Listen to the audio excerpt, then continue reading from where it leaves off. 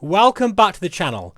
Finally, I'm glad to say that Sim Update 2 is now live for Microsoft Flight Simulator 2024, and it's a big deal actually, especially for VR users.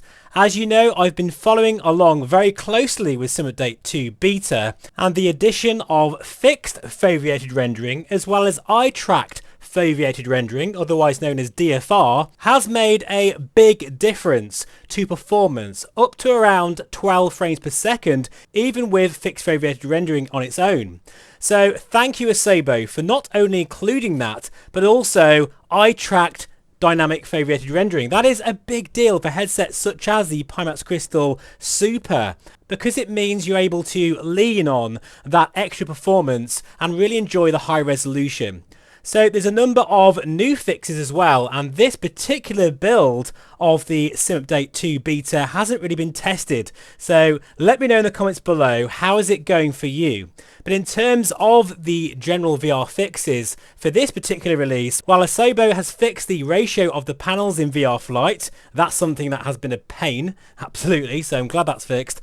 Also the appearance of the toolbar when going out of VR. They've also looked at the appearance of the toolbar when going out of a VR flight and fixed some 3D UI issues appearing in front of the panels during VR.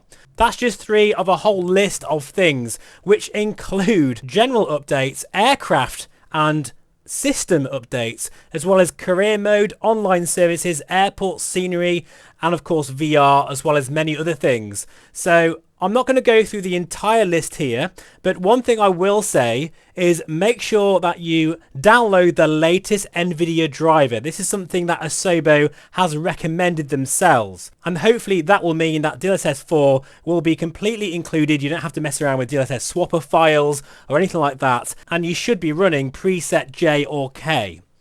Very exciting stuff, and I do feel, guys, that Msfs 2024 has turned a corner big time, and Sim Update 2 is a big deal, especially for VR users. I do think for any of you out there that haven't been on the beta, you're in for a big surprise because it's a big improvement. Even things like ortho imagery, I feel it's a lot sharper now than it used to be in terms of the way the streaming is handled. It's more stable overall, and I think the performance is definitely better. And I really would recommend, guys, fixed foveated rendering is a big deal for your VR headsets. One thing I have noticed though, for Big Screen Beyond owners and Megan X owners, the fixed foveated rendering area is too narrow. I hope that's something that can be adjusted in future updates. But I don't want to be too picky here because this is a very big step forward for Msfs 2024, and especially, as I say, for VR users, which is great news. So go check it out and let me know in the comments below, how is it going for you? But for now, have a great evening, and I'll see you again very soon. Bye-bye for now.